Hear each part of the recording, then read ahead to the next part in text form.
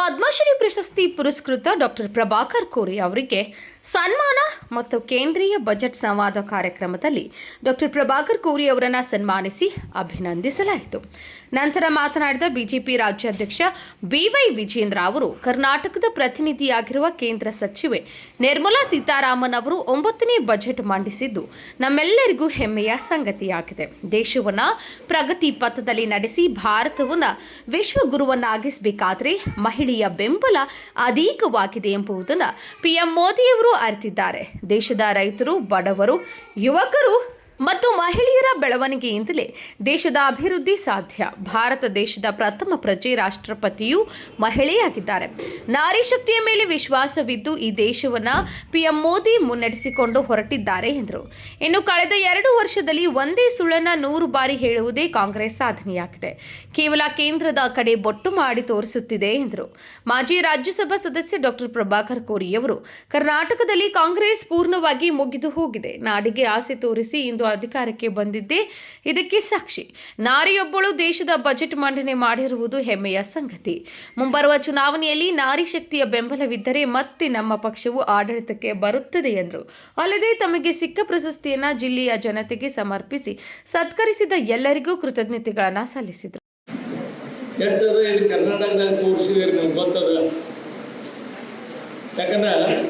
ಕರ್ನಾಟಕದೊಳಗೆ ಕಾಂಗ್ರೆಸ್ ಪೂರ್ಣ ಮುಗಿದು ಹೋಗ್ತದೆ.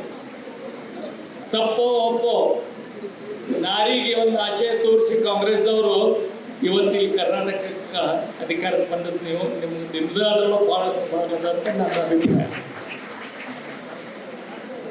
ಅಂದ್ರೆ ನಾರಿ ಮುನಿದರೆ ಏನು ಬೇಕಾದ್ರೂ ಮಾಡ್ಬೋದು.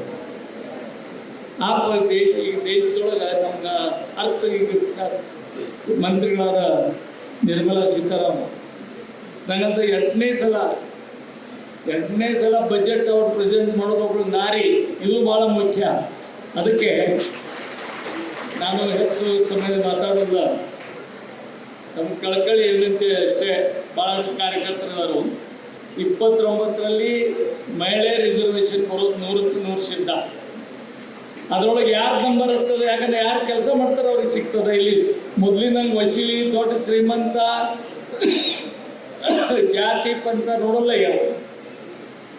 ಯಾರು ಮಹಿಳೆ ಪಕ್ಷದಲ್ಲಿ ಕೆಲಸ ಮಾಡಿದ್ದಾರೆ ಅದರೊಳಗೆ ಇನ್ನೂ ನಂಬರ್ ಹತ್ಬೋದು, ಇಲ್ಲತ್ತಲ್ಲ.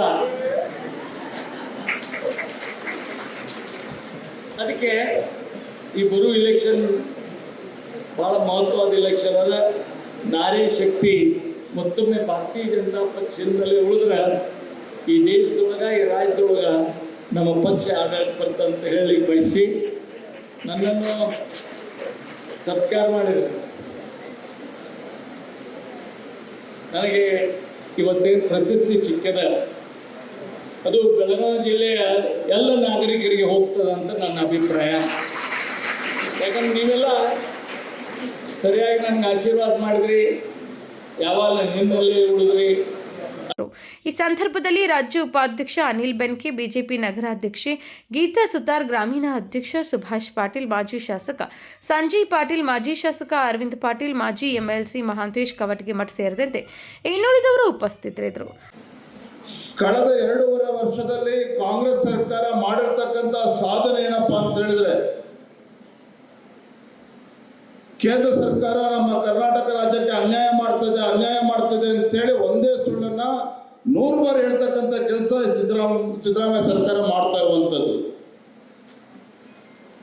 ನಾನು ರಾಜ್ಯದ ಮುಖ್ಯಮಂತ್ರಿ ಕೇಳೋದಕ್ಕೆ ಇಷ್ಟಪಡ್ತೇನೆ, ನಿಮಗಿಂತ ಹೆಚ್ಚು ಕರ್ನಾಟಕದ ಬಗ್ಗೆ ನಮಗೆ ಹೆಮ್ಮೆ ಇದೆ. ಭಾರತೀಯ ಜನತಾ ಪಾರ್ಟಿ ನಮ್ಮೆಲ್ಲರೂ ಕೂಡ ಹೆಮ್ಮೆ ಇದೆ. ಕನ್ನಡಿಗರು ಕೂಡ ಈ ರಾಜ್ಯದ ಬಗ್ಗೆ ಹೆಮ್ಮೆ ಇದೆ.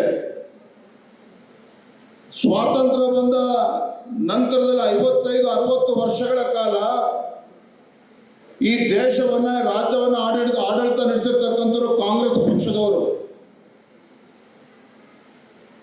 ಆದ್ರೆ ಇಡೀ ದೇಶದಲ್ಲಿ, ರಾಜ್ಯದಲ್ಲಿ ಇವತ್ತು ಬಡವರಾಗೇ ಇದ್ದಾರೆ ಅಂತ ಹೇಳಿದ್ರೆ, ಅಥವಾ ಕಾಂಗ್ರೆಸ್ ಸರ್ಕಾರ ಮನೆ ಅಧಿಕಾರಕ್ಕೆ ಬರುವ ಪೂರ್ವದಲ್ಲಿ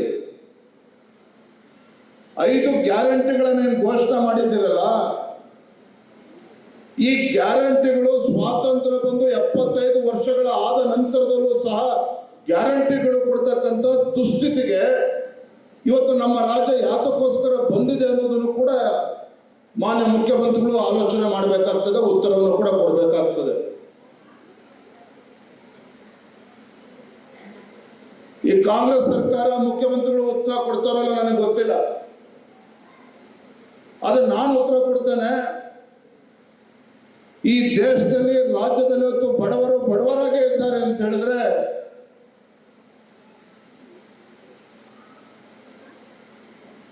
ಗರೀಬಿ ಹಟಾವ್ ಅಂತೇಳಿ ಪ್ರತಿ ಚುನಾವಣೆಯಲ್ಲೂ ಕೂಡ ಅಧಿಕಾರಕ್ಕೆ ಬಂದ್ರಿ ಕಾಂಗ್ರೆಸ್ ಪಕ್ಷದವರು.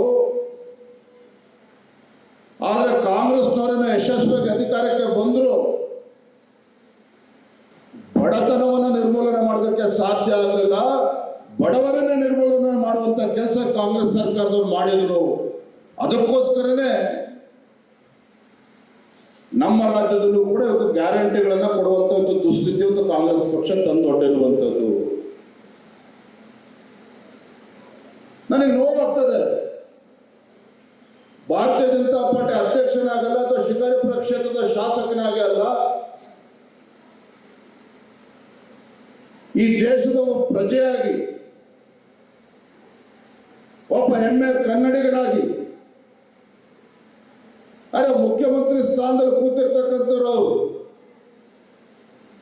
ಈ ಕಾಂಗ್ರೆಸ್ ಸರ್ಕಾರ ಕಳೆದ 2.5 ವರ್ಷದಲ್ಲಿ ಮಾಡ್ತಾ ಇರ್ತಕ್ಕಂಥದ್ದೇನು, ನಮ್ಮ ತೆರಿಗೆ ನಮ್ಮ ಹಕ್ಕು. ದೆಹಲಿಗೆ ಹೋಗಿ ಹೋರಾಟ ಮಾಡಿದ್ರು, ನಮ್ಮ ತೆರಿಗೆ ನಮ್ಮ ಹಕ್ಕು ಅಂತೇಳಿ ಪ್ರತಿಭಟನೆ ಮಾಡುವಂತ ಕೆಲಸ ಮಾಡಿದ್ರು.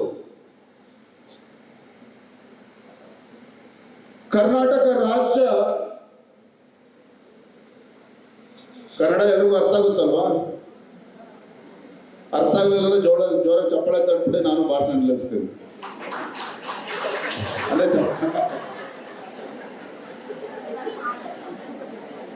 क्या है मुख्यमंत्री जी बार बार केंद्र सरकार के ರಾಜಶೇಖರ್ ಹಿರೇಮಠ್, KMM ನ್ಯೂಸ್, ಬೆಳಗಾವಿ.